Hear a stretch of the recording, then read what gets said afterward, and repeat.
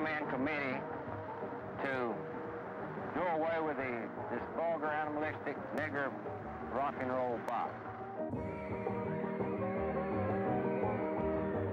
The obscenity and vulgarity of the rock and roll music is obviously a means by which the white man and his children can be driven to the level with the nigger.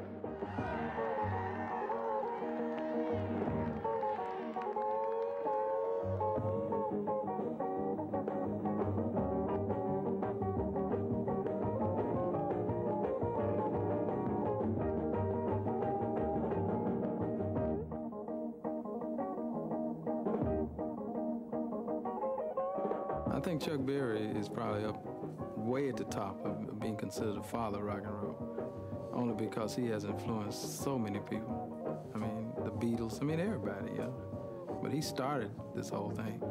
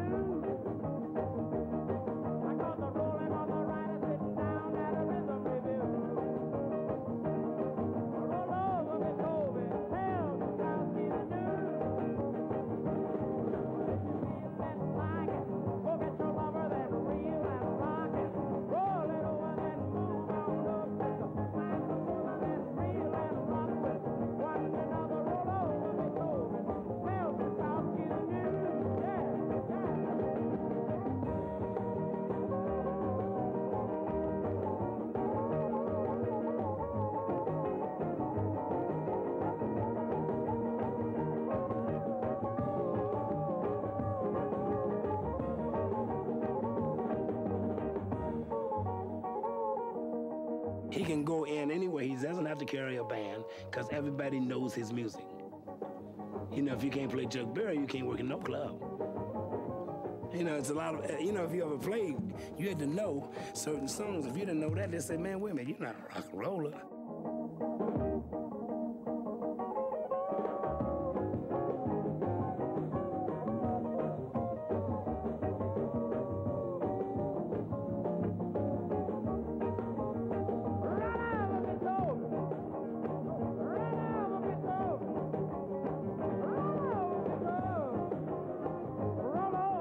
There was an integration problem in this town and in this part of America. Pretty severe integration problem back then. But there was no integration in music. When you walked up to an old 54, 55 model Wurlitzer jukebox and it said Blue Suede Shoes, Carl Perkins, white. Blueberry Hill, Fats Domino, black. No. There was no difference. Kids danced to Little Richard, Chuck Berry, Elvis, Carl. Chuck Berry said to me one time, he said, you know, Carl, we might be doing as much with our music as our leaders are in Washington to break down the barriers. He was right.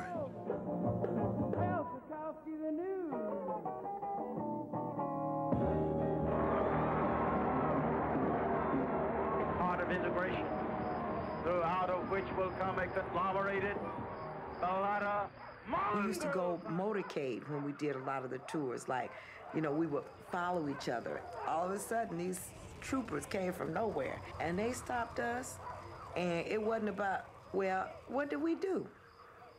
It wasn't about that. It was like get in them cars and follow us. They took us way back up in the woods somewhere. It was like a house sitting back off way back off the road up in the woods. And they filed us all out in the cars. They put the ladies in one room, and they had these cells in the back. And they made the guys take off all their jewelry, give up the money, everything, and put them in the cells. And they had their little kangaroo coat, and we had to pay to get out of there. We were lucky to get out of there, but maybe with so many of us. I remember those times well, and they really do happen.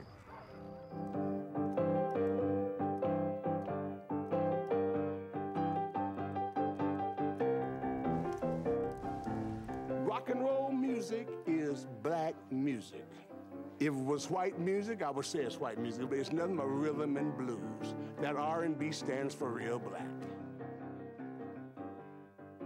Same old blues, but what we did, we took boogie woogie that black people was playing all the time, and we put the blues and the boogie woogie together, rock and roll. See, rock and roll is nothing but rhythm and blues up tempo, and rhythm and blues up tempo is boogie woogie. It's just like boogie woogie. That's Lucille.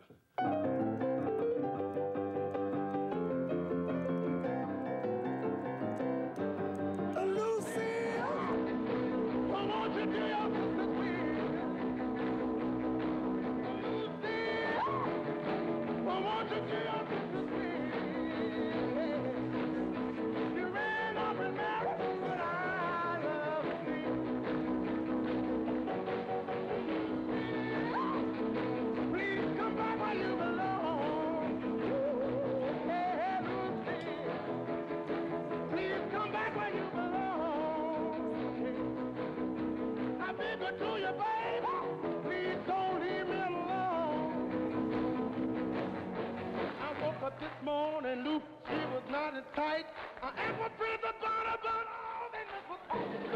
My music broke down racial barriers. I would play places, and they would have white spectators. The white people would sit upstairs. The black people would be downstairs, because I was a black band. And the white people would leap over the balcony and come down where we were, and the audience would start integrating, because music has no racial boundary.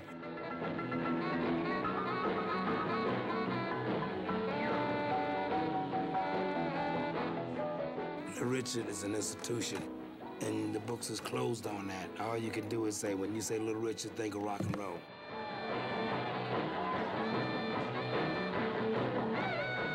I was still a different complexion, you know, and it was hard for me because the white girls screaming over me, and they didn't like that. The system didn't like that. But I wasn't after the girls. I wasn't after the boys. I was there to entertain them and to give them some joy.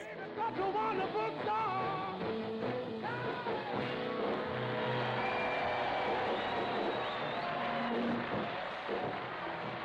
I didn't believe when everybody attacked it, saying that the purpose of rock and roll was to lower the white man to the level of the Negro, but it turned out it was true.